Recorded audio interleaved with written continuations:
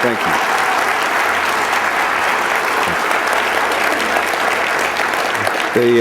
Thank you. It's a pleasure.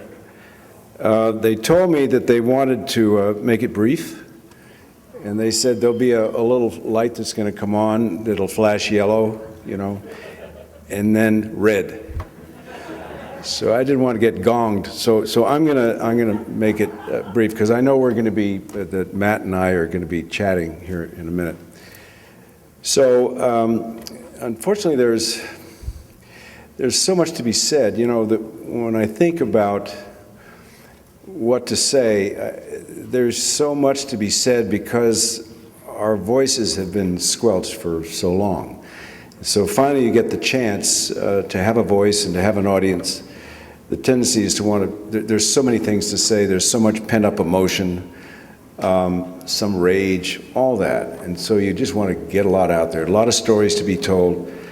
But I'll try to keep it focused, you know, why I'm here tonight. I'm here really for three reasons. One is the place. And for those of you who are local, you may know that I had selected, when we had the idea for the Sundance Cinemas, that I had selected Madison as the first one.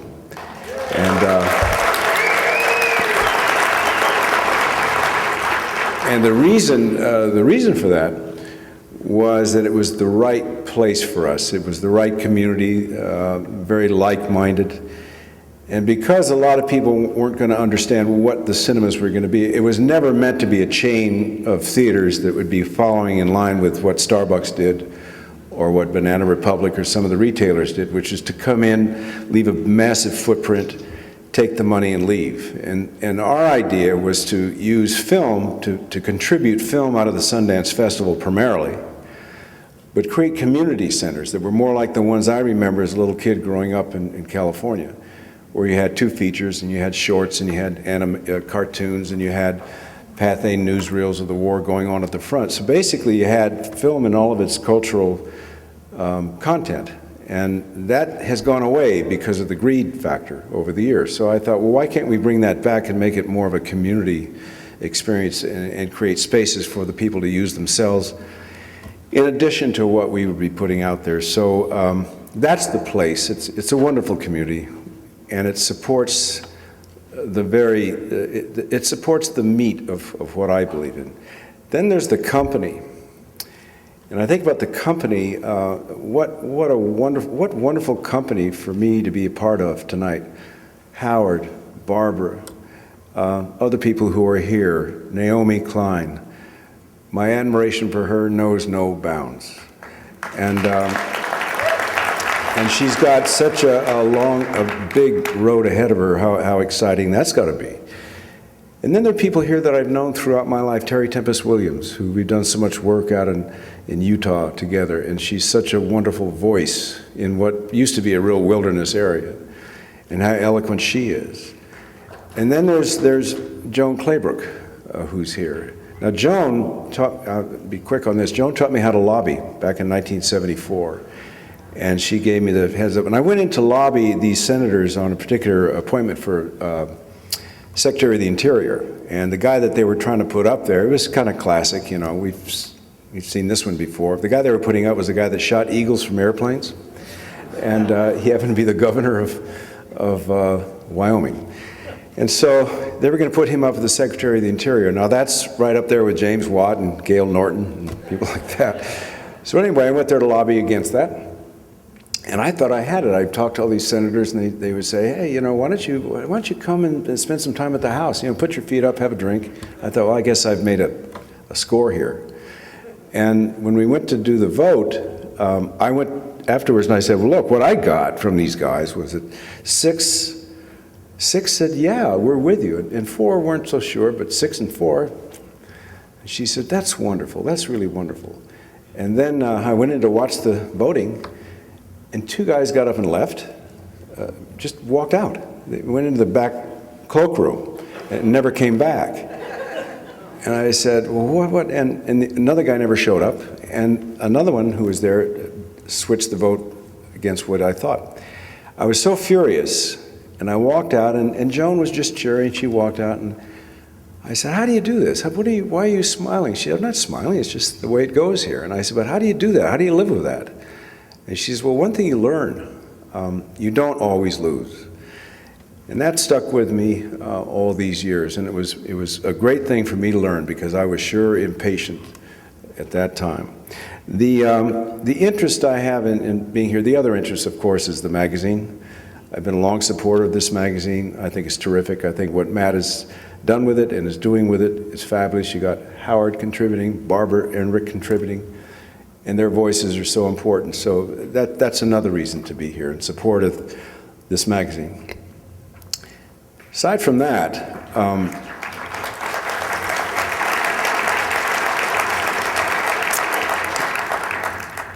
why here outside of that? I mean, first of all, when I said it feels like home. There is a feeling here of real camaraderie, and I have the comfort of knowing I'm with people who share the same beliefs. It wasn't always that way, and I've spoken a few times publicly. I'm not totally comfortable with it. But the first time I was asked to do it was when I purchased Sundance, and they asked me to speak to a group of bankers in Utah. And I thought, wow, I don't know about that. And they said, no, go ahead and speak to them. And I said, okay, well, all right. So I did. I spoke to about 100 bankers that came into the room, and I told them what I thought. And I said, why is it so hard to get a loan in this state? And don't you guys know you can't take it with you? And so forth. And so it was all the wrong things. And I said, but I said my mind. I said what I thought I had to say, and at the same time thought I'd just blown it, and we were walking out, and the guy was very silent. And the guy is walking out, and he says, yeah, I appreciate your comments there, Mr. Redford. I said, okay. And he said, I just have a question for you. And I said, what is it? And he said, did you make the jump off the cliff in Butch Cassidy? And I thought, so I guess it really doesn't matter what I say or, but with this group it's different because I know we share the same beliefs. But my interest is in coming into the new century. I mean, obviously I've spent a lot of years working in political activism. A lot of it I've tried to put in some of the films I've done. But it's how are we going to come into this new century at a special time? And obviously we've had a false start, 8 years of a false start, and we've squandered great moments, great chances. So basically, we're really just getting started now, and there's a lot of reason to a bright spot is ahead of us. It's a better time in one way. We've had the worst of times. Now, as Dickens said, maybe this could be a little bit of the best of times, but it's going to depend. And there is such a crater that the new president of the 21st century, Obama, has got to dig out of. I think we're all going to have some issues about things moving faster than maybe they are. And obviously the meter is ticking on so many levels, so many fronts. But still, I guess we have to be a little bit patient. That doesn't mean we can't speak to those issues that we think need more urgent attention, but certainly urgency's the name of the game as far as I'm concerned. So yeah, it can be a better time. And there's a lot of talk about the new power in Washington, and then there's the question of where's the power going to go? And a lot of people feel that the power coming from the top, it can come from the top if you have the right people there, because that's where most of the power is collected. Maybe, but that, because of the process, is going to take some time, and time is what we don't have a lot of. So then there's the issue of working from the bottom up, which is what I believe in, and sort of where I go. I mean, there's a lot of celebrities on the national stage that are supporting this and supporting that, but I think they kind of cancel each other out in a sense. Then there's also the issue of what do people really think about actors speaking out on public policy and so forth. So for me, it's always been an issue of working more on the grassroots and working closer to communities and focusing on the power, the collective power of people in the communities. And that includes neighborhoods and schools and churches and community organizations. And then doing what the only thing I can do, the only thing I really can bring to the table is what I do for a living, which is art. And being a filmmaker, I started out to be an artist, but being a filmmaker is the contribution I think I can make. So I do whatever I can to use film as a, I'd say as a leverage point to focus on what communities can do. And I think that art, because art is stronger than I think it's being treated, it's always been treated like a trivial pursuit from the small-minded, narrow-minded people who saw art as some kind of threat or trivial pursuit or elite. It's not. And so I guess my focus is trying to use art to promote these issues and say art deserves a better place in our society. So,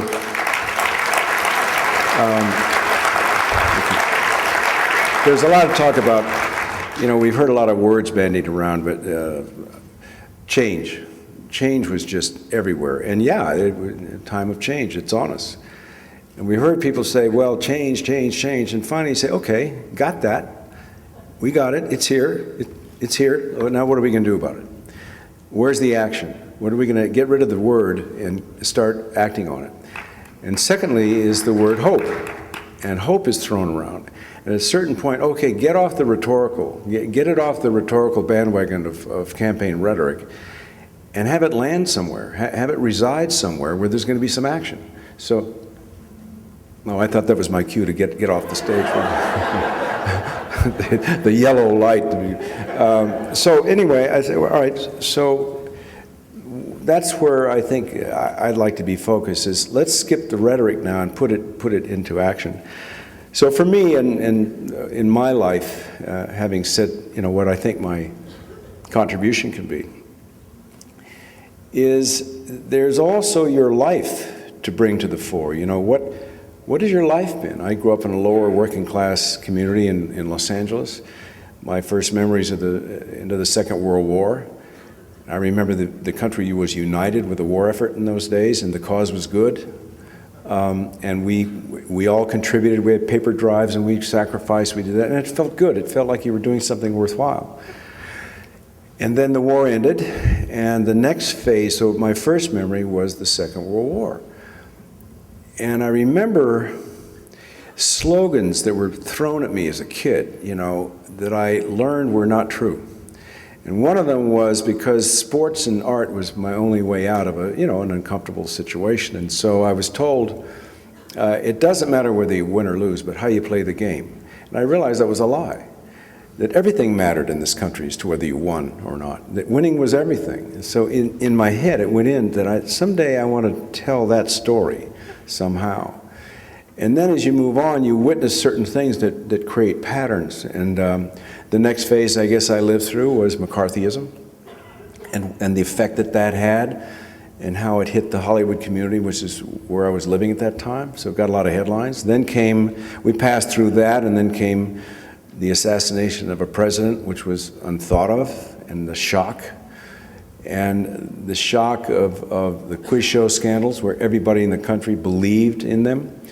And suddenly to find out you were being completely ripped off by the merchant mentality that ran those shows. And then came Watergate, and then came Iran-Contra, and now the last 8 years with this guy. And so it's enough for me to look at that and say, God, I guess I've lived long enough to look back and see all these patterns, and what do they add up to? What is it telling us? Well, one thing it tells us, we don't seem to have much respect for history. We don't seem to have much respect for how we can convert the mistakes of historical past into not repeating them for the future. That's why I'm very much on the side of Senator Feingold on saying, no, don't let this one slide by. These prosecutors,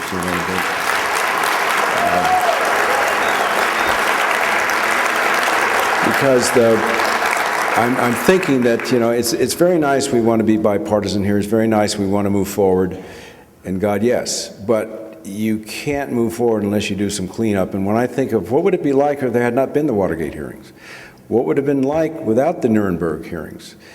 Some of those guys will still be floating around. Now, right now, we just have sort of pathetic stuff like Cheney on the stage, when somebody's got to give him the hook. But I mean, he's so completely of yesterday.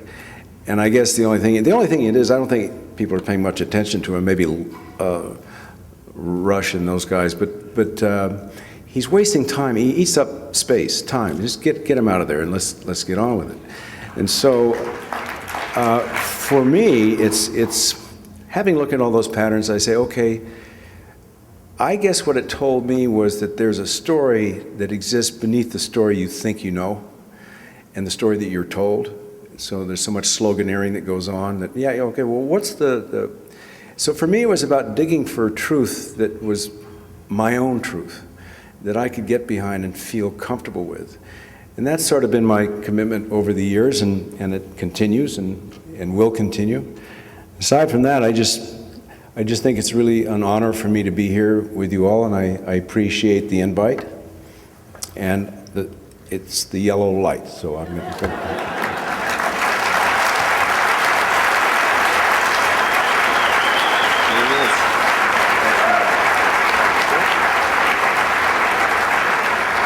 I was talking with Robert Redford last night, and he was saying of a politician who will remain nameless that he's lost the plot, which is to say he was didn't know what he was talking about anymore, and he was just kind of at sea. And Robert Redford has never lost the plot of finding our way here towards social justice. So I'm just going to do, I interview people once a week, and it's one of the most pleasurable parts of my job because I know what's in my brain, and I'm kind of sick of my own thoughts, and I don't need to keep hearing myself talk. But it's interesting for me to try to explore with another thoughtful person how he or she might see the world, and then we broadcast these and syndicate them around the country and put them on our website. So we're just going to do a little bit of that right now. And Robert, I read that you received the Kennedy Center honor in 2005, and I wanted to ask what it was like to have to go to the White House with George W. Bush. How surreal was that to have to be there with him? Well, the first thing I asked George Stevens, I said, could we do it another time? And I said, I think that's going to be tough for me, and because I can't fake it. And he said, no, this is really, you don't know that this is above politics. And everybody contributes to this, and no matter what the political position is, that goes away because it's about celebrating the importance of art. So based on that promise, I went, and everybody was taking the high road. So of course, I would too. I did have an interesting moment. What was that? Well, I kind of got my family a little confused, but they had a reception line, and Condoleezza Rice was there. And I always just was so puzzled because I thought she was so smart. She was so smart and steely and strong, but smart. And in an odd way, I kind of liked her looks, and I thought, is she really that tough? Does she really believe? Isn't she too smart to be? Anyway, these are all things rolling around my head. Now, it was kind of an awkward moment. We were coming through the reception line. And we came through, and she couldn't have been more gracious. She looked great. She was very gracious. How nice, enjoyed your films. And I said, thank you. And so we went through the evening, and I did really well. I mean, I just... You behaved yourself. I really did. And I know my kids were nervous about what I might do. But anyway, it was fine. And I know I was sitting next to Tina Turner and during the thing. And at one point, Beyonce came out and was doing a song. And it was really rocking. And I looked over, and Bush was sitting in the next thing. And I noticed him beating, and he was completely out of rhythm. And that was the first thing I noticed, and then the other ones on the way out. I thought, God, how can I go through this evening without some kind of satisfaction? So it just kind of spontaneous thing came as we were coming through the line. As I passed Condoleezza, said, thank you very much, they were very gracious. And I stepped aside and I stopped and I went back and I said, you know something, you're a very attractive woman. And she just, it was clearly, she just kind of, a crack went down the, but at least I had my moment. It was okay. How worried were you during the Bush Cheney years about the fate of our democracy and of the environment? Well, it was pretty obvious what was going on. I mean, I never bought into the whole thing in the first place. I didn't buy into him in the first place. I didn't buy the promises that were made. When they went through the process, the Ashcrofts, and the same thing happened with the Supreme Court justices this last time around. They go through and they say all the right things, and we give it to them, and then they turn as soon as they're in and behave the way they were intending to behave. And I just didn't believe what they were saying, and I thought it was such a travesty. And when I saw that they were going to pull it off, I thought, well, I guess we're going to be in for it now. We're going to be in for it. I didn't have any idea the degree of what we'd be in for, but I knew we were going to be in for it. And all the predictable stuff from patterns in the past, they were going to shut down the arts, they were going to treat art like a threat, they were going to treat the environment like it should be dismissed, gotten rid of, because it was going to hurt progress, all that stuff. Then when Cheney, I didn't know Cheney very well, I didn't know much about him. But when he designed the energy policy behind closed doors, I said, well, there you have that. And Gail Norton, the appointment, Watt, James Watt again, you know, you have that. So it's pretty clear early in the first few weeks before 9/11 what we were going to get. Then when 9/11 came, and I saw him seize the moment for a photo op with the bullhorn, I said, this is going to be a lot of photo ops. So basically, I also adhered to the request, like most of the country did at the time. Hold your fire, hold your tongue, because we got to give it to this administration because of the crisis we're in, because of the shock. And I did. How long did you hold your tongue? Well, it was about, I know we had the film festival shortly after that, and I said at the festival, look, we've all been asked in the sense of patriotism and support to stand behind this administration to do what they're going to have to do. And even though in my heart of hearts I didn't believe they would do the right thing because I didn't think they were equipped to do the right thing, I never dreamed that they would manipulate the experience to the degree they did, but I thought, well, we have to give it to them, so I did. But it didn't last long because it was pretty transparent what was going on. What do you make of Obama? Have you met him? How do you assess him? I have not met him. I think that he's doing really well. And I think that considering, as I was saying earlier, the incredible hole, what he's inherited is unbelievable, and it keeps getting worse. I mean, the economic thing, right? Just almost any level of our society that you touch has been so trashed, but then there were even more things to come. Anybody having to take that on, I certainly don't envy, and I think he's a smart man. I think he's a reasonable, rational man. And he's trying to find his way, and I think we have to support it. But I do agree with Feingold that you can't let that one go by. They need to be held accountable. And don't tell me that the guys who did it, and the guys that organized it, and the guys that authorized it, don't tell me that this group didn't know about that group. I don't believe that.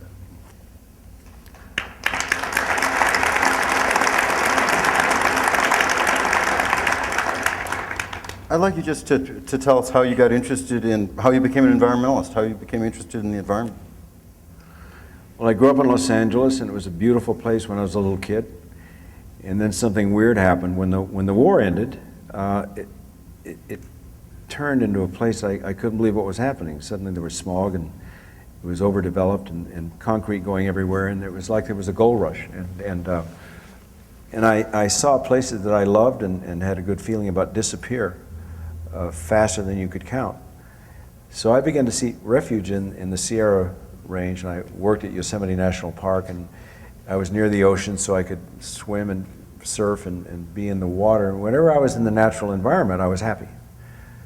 And when I saw it being taken away, I think I just took it personally, because what I saw being put in its place was not good, and it didn't look like it was going to last either. And so therefore, I think I, on a subconscious level, got committed to doing, but I didn't activate it until the late 60s, when I was in Utah and had bought some land in the mountains in Utah to have it as a retreat, because I was living in New York, and I wanted to have half my life in an urban environment, which I liked, to have the cultural connection, and then but I also wanted life in a semi-wilderness area where I could enjoy the best of the things I had loved as a kid, which was nature in its purest form. Also, I was outdoors. I loved to ride. I loved to ski, and hike and so on. So I think seeing it reduced wherever I went, it was taken away, taken away, taken away. You took it more and more personally. And then some guys came to me in Utah in it was 1961. No, it was 71. And they said, I hadn't purchased Sundance yet. I hadn't purchased it. And they came and they asked me if I would help them. And I said, what? And they said, well, they want to put a road in Provo Canyon. And I said, well, what's the matter with the road that's there? It's beautiful. It meanders beautifully. It follows the stream.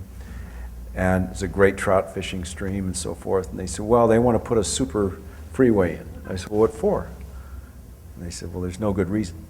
But because there was a deal with the feds, the feds provided 90% of the funding and the state only had to provide 10. Obviously, then the state was going to do everything it could to put roads even where they didn't need to be because they were going to get this bargain. So I said, why don't you go to your county officials? That's what they're there for. And they said, they won't listen to us. And I said, well, why not? And they said, because half of the guys have a stake in the road. One guy has the cement coming, another guy has the asphalt, And so I thought, well, then you go to the governor. And I had a great relationship with the governor at that time because I brought some films into the state, Butch Cassidy and so forth. So he was really happy with me.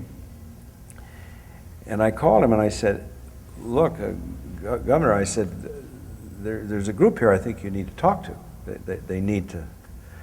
And he asked me what it was, and I told him. He said, oh, Bob, he said, that's for the county officials. Those are my officials, and they have to take care of that. I said, yeah, but they're not. And he said, well, but they have to, they'll have to. And I said, well, wait a minute, they're not. And so then he said, well, he kind of was blowing it off, and I said, wait a minute, if they can't get a voice with their own officials, then isn't that your job to step in? And what do you say to that? That was the end of our relationship, right there, because was he on the take too? I don't think so. No, I don't know, but I mean, he was not happy with me because I was calling him on something that just it was done all the time, and so. There was no environmental, at that time in Utah, I mean, Terry Tempest will certainly tell you about this, that there was no time when the environment was anything but something that was to be developed. And I thought, God, how can a state with these natural assets have that attitude? It's so not forward thinking at all. And but there was no traction in those years. So anyway, I got involved and I decided to join the group. There were a group of fishermen. We formed a coalition of other people who felt the same way to see if we could build some strength. And then we fought the highway department for almost 30 years, but finally lost because they can play the waiting game, Now, in your environmental activism, I read in some background material that you received some death threats. What was that like? What were those threats? How did they come in? By mail, by phone? What happened? The 1975, I came across, through some friends in Utah, I came across a plan that they wanted to build in the southeastern part of Utah. They wanted to build a 3,000 megawatt coal-fired power plant. And they weren't holding any public hearings. They weren't going through any permit. And it was a consortium of companies coming together. There was Southern Cal Edison, energy companies. There was Southern Cal Edison, San Diego Gas and Electric, Arizona Public Service, and Utah Power and Light. And they were all gathering into a coalition to build this power plant. It was going to be the largest one in the West, if not the country. And the coal was going to be burnt there, and it was right on a plateau, right going into Lake Powell. And that was right in the middle of 5 contiguous national parks and monuments. And I thought, good God, I mean, what is that? And so, but it was clear they were just going to do it. They had the power. And that they were going to have that, it was going to be like a domino thing, that the first one would go, and then there would be 11 that would go all through the West. So we tried to get a voice, and we were denied. So I went to an environmental group, EDF in those days, Environmental Defense Fund. Uh-huh. And that was 1974, before I put all my energies into NRDC. And I was working with different environmental groups to help out. And so I went to them and asked them if I could borrow some staff from their Berkeley office and their Denver office so we could research this and see if we could come up with something to fight it. So we spent almost a year very carefully researching it and got the information, and then I tried again to get a voice in there for the group, not just me, and was denied. So in desperation, I went to the program 60 Minutes in New York, and I spoke to the producer, and I said, look, there's something going on out west that might be of interest to you guys, because if this thing happens, it's going to be a rollout that will be devastating, and maybe that's worth a show. So the guy said to me, yeah, oh, that is interesting. We'll do it if you'll do it. I said, no, I don't think that's a good idea, because I don't think actors are particularly trusted in that area, and I think it would throw things off, and it would be offensive, and we would never get anywhere. And he said, well, we're not going to do it unless you do it. So then I thought, okay, if you make sure that the other people have equal time, that the spokespeople for the energy companies, they get their fair time, and I have confidence in what we can provide. So they said, okay, and they did. They sent Dan Rather. That's when I met Dan Rather. He came out to be the guy. I said, okay, we're not going to sit in a room and be a talking head. We're going to go down into the area, and we're going to be active. We're going to see the petroglyphs and pictographs that are going to be destroyed by this development. And we're going to see that the Anasazi ruins and that native culture will be completely wiped out. And then we're going to go up in Rainbow Point. We'll look out and see for 110 miles. And all that will be wiped out by air and so forth. So we did. And the show went on, and it was extremely successful. And they got 6,000 pieces of mail. And next thing, the companies pulled out of the project. But they blamed me. And the mayor of that time, the mayor of Salt Lake, who was a Democrat. And so they, because the local people had been promised that it was going to be a boon for them, because it was fairly economically depressed area down there. And this was going to bring jobs, there was bread on the table, so I was the guy that was taking bread off their table. So the threats ranged, I expected direct, I expected that. I'd had that before to a degree, but this got pretty intense where there were, you come down here, we'll blow your ass off. But when I went to the kids, when I went to the family, and the words were, they're under threat as well. It's not you alone, we'll get them too. Is this by phone call? There were mail, by phone calls that were coming to people that I knew, that kind of thing. And then I thought, I think I have to, it's not doing any good going out there as a single voice. It's not fair to my family. What I do is one thing, but it's not fair to them. So I then started to try to take a different approach. I was still burnt in effigy, though. How have you wrestled with this celebrity question? I mean, it worked to your advantage in that 60 Minutes program, and you've used it obviously very well. But you, as you say, people don't take celebrities seriously. Well, I think maybe now they take some of them. In those days, I didn't, I was always getting, if I would go out to speak somewhere, or I'd either get an editorial following me, just taking me pretty well apart. Usually the theme was, what does he know? He's an actor. And then Reagan got elected and took that off the table, So. But that was what you got, and so I figured it was always so countered, and the voices were always stronger than mine. You had local energy companies coming out, well thought out editorials, and so I decided to, pull back. Is that what you asked? Yeah. And tell us all about Sundance and what inspired you to do that. I had spent 10 years, I was just turning 40, and I spent 10 years working hard, had a good amount of success, and I thought, you can keep going here and you run the danger of repeating yourself. There is that danger, particularly with success, that if you have a success, you can kind of fall in love with it and then want to repeat it, and I didn't want that to happen. I heard you call this, you need to return to zero. Yeah. This is a phrase of yours. What do you mean return to zero? Well, it's that to refresh yourself, to keep yourself refreshed, that And particularly if you've had a good stretch of time, you stop and say, okay, I'm going to take some time off and rethink and pretend that I'm just starting out again and look at things freshly for the first time. And it gives you kind of an energy. It's recharging, I think.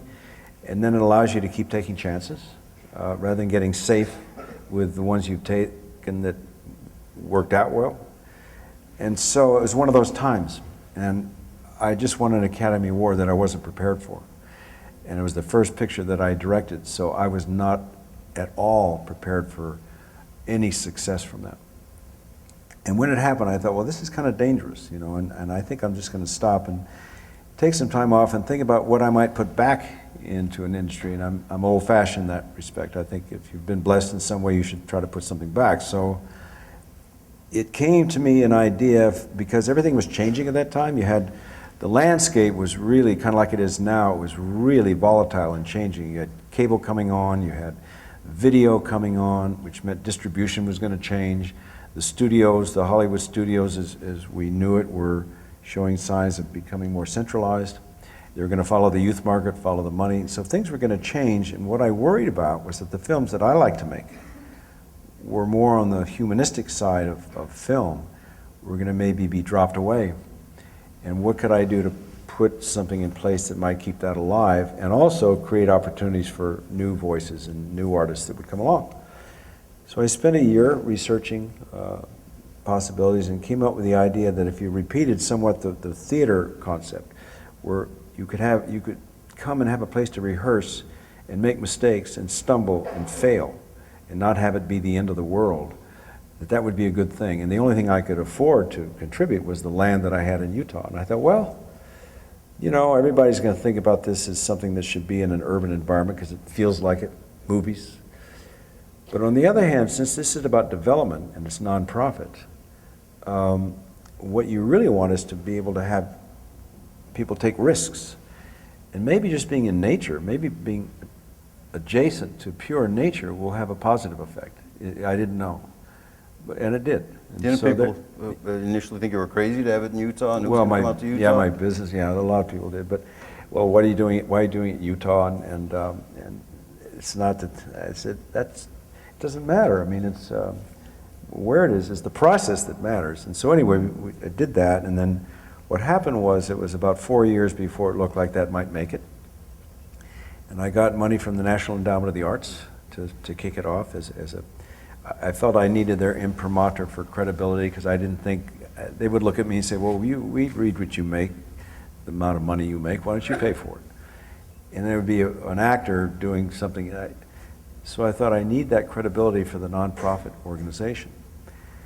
Then once that happened, then we raised money on top of that money, and then it was clear that we could only go so far. Because even though the people who came out and we improved the process helped them improve their skills so that those films that were getting made were better and stood more of a chance to get into the marketplace. There was still no marketplace for them because the mainstream wouldn't bring them in. And so how do you create a marketplace? So I looked at the area of independent film, which was pretty well relegated at that time to the endowment programs, the National Endowment of the Arts and the Humanities. And the funding that went, the films that were made were kind of circulating around in the halls around Washington and had kind of a classroom feeling about them. And I thought, well, that's kind of a dead category, actually. What if we fed that and could do something to boost it? But there was no place for these films to be seen, so I thought, well, maybe what we can do is start a showcasing. And that led to the idea of the film festival. And I said, well, I can't do it anywhere else but Utah because, again, the expense. So that was the second step. Now people were saying, you're going to do something like this in Utah? And I said, well, yeah. And they said, good luck, you know.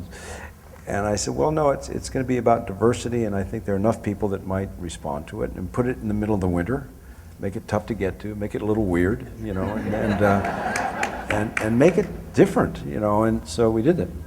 Then it was about 5 years there before it looked like that would do it. I mean, the first year, it was just me and two other folks standing on the street in Park City and trying to get people into the theater like some guy outside of a strip joint, you know. So, out on Bourbon Street. There's like one film in there, and so that's how it started. And then about 5 years later, after Sex, Lies, and Videotape came through, then that got attention, and one thing led to another.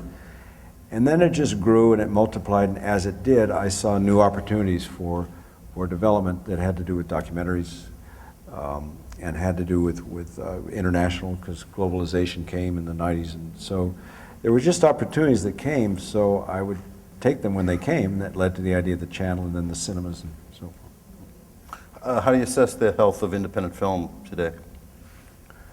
Well, it's never been great. I mean, it's always had a struggle, and it's been sort of up and down. I think the entire film business right now is in a similar place that the country's in, with the economic breakdown. But there are other aspects of the business that are making it difficult, because I don't think Hollywood has figured out yet what to do with what's happening. And what's happening is so driven by technology. The technology has gotten so fastly developed, so quickly developed, and out in front of everything, it's driving the product. And is it democratizing the product? The internet is, and there's something good about it, and something, it's mixed, because the good of it is it affords voices for everybody. The bad of it is you get a lot of junk you got to wade through. And how do you discern? You know, that's going to be tough. But the film business, the studios aren't what they were anymore. They're just clearinghouses. Independent film money is very evanescent. It comes and it goes. And so it's tough for young filmmakers, but it's always been tough. And I just believe in content. I believe in the power of content. And as long as we're committed to supporting the development of content and giving opportunities to new voices, then I'm okay with it. But it's never going to be easy. You've gone to Capitol Hill in the past to talk about the importance of funding the arts. Right now, in state after state, they're slashing the arts programs in the schools and whatever state funding there is for the arts. How detrimental is that going to be? How worried are you about that? Well, Jesus, I mean, here we are, a country like ours, who could and should be, I think, subsidizing art. Other countries do that have less than we do, Britain. And we have to beg and borrow and steal a few pennies to have something from the National Endowment. And it's not their fault. It's the federal funding wants it to go away. So it's been like that for a long time. It's a pittance in terms of what we could be doing. And what you have to fight, I'm hoping that this next time ahead of us, that the changes that occur are going to eliminate some of the old saws that were being used against the art. You know, like, well, it's dangerous, it's trivial, it's not an economic driver, you know, it doesn't produce anything, yada, yada, when it's just not true. I mean, take Sundance, for example. I mean, I never dreamed this would happen, but Sundance now, I mean, there's 60,000 people that come. And there's between $50 and $60 million that accumulates over 10 days. I mean, that's gigantic and great for the state. So don't tell me it's not an economic driver. Don't tell me it's not created jobs and opportunities for all the service people that service the festival just for 10 days. So imagine you stretch that across states in the country over the entire year. Think of the billions of dollars that come from the arts. And so what do we do to help young people? And what do we do? Because I think that art can transcend gender, class, and race. What a wonderful opportunity for young people to have a chance. And so, you know, we can all do what we can do, and we do. But then what's the government doing? And I think that when I went, Kerry Washington and John Legend and I went before a committee for Norm Dick's subcommittee to ask for money a year ago. It was just about a year ago. And we poured our hearts out in this committee hearing. And they were very, oh, thank you for coming. And then the guy said, well, I'm sorry, you know, the fact is we don't have a dime. And he said, you know, we wish we could, but this administration has stripped it to the bone, and they would try to get rid of it completely. So we were up against it. Now Obama comes in, and he commits money to take it up to 155. That's great. I mean, at least he gets the picture. He understands that it's valuable. But I hope in time that people can recognize that art has a greater value than they think it does. And when John Cornyn of, what is it, Oklahoma, excellent. Yeah, this last thing, when it went through the House and then when it got to the Senate, what was left of the party in the Senate was left to do one thing, and that's stop everything. And so what they did was to try to categorize art and lump it in with casinos. Like it should be in the same thing. I thought, geez. So you have to fight that one and say, they said it's not an economic driver, it doesn't drive the economy. So you step up and say, well, yes it does, and here's how, boom, boom, boom, boom. You wish you didn't have to do that. It should speak for itself. People should know the advantage it brings. But because of where the country is right now, there's a lot of more change that I think has to take place. But how galling is it for you when you look at the budget of the Iraq War at $2 trillion, or all these hundreds of billions going to the banks, and what a pittance the arts get? Well, what do you think? I mean, doesn't it drive you crazy? It drives me crazy. I think we all think the same thing. It's almost pointless to complain about it. You just have to fight against it. Talking about it, I think it's a time for action, and there's been an awful lot of talk in the past few years. I think it's a time for action, and so I think that's the only way I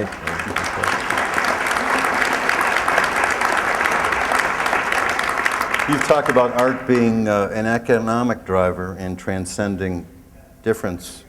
You've also written or said that art nurtures the soul of society. What did you mean by that? Well, I think kind of what I've been saying, or I think I've been saying, is that that art plays a greater role, can play a greater role than many people think, particularly the political body.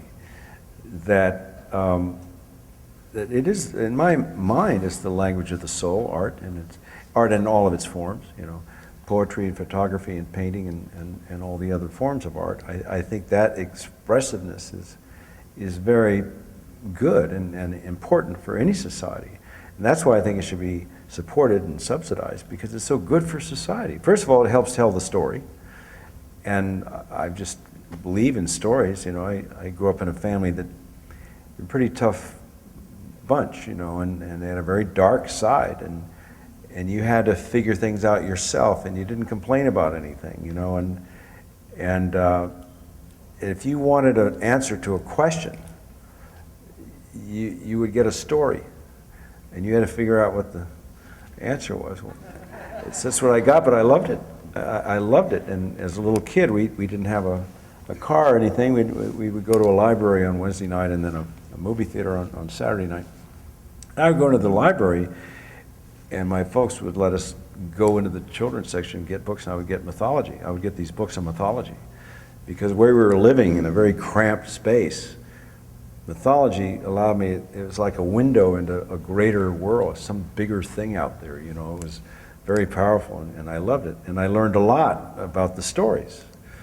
And then at night, sometimes a parent would tell a story to get me to calm down, tell me a story, and that would work. So stories, I think, were embedded in my life and have played an important role throughout my life. I believe in their power. Yeah. And when you're looking at scripts, are you looking at stories? When you're looking to direct a film, is it the story or the character, or both? Story and character, to me, the most important things. The rest you can bring. The setting and the background, all that, which I think is very important, because I think that's part of the story.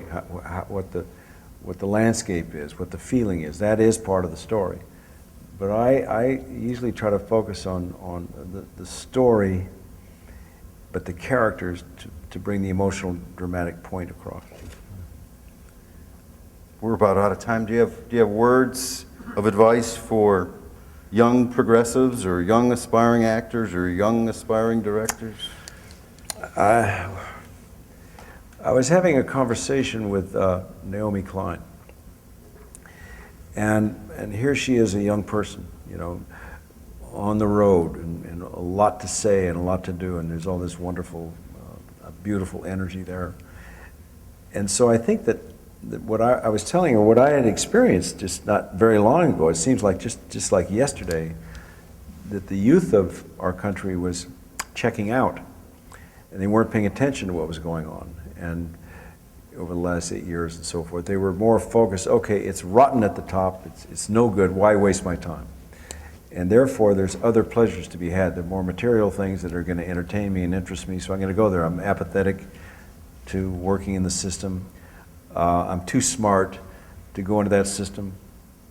It's full of too many dumb people doing dumb things, so why waste my time? So I'm going to build my own internet, I'm going to do this thing.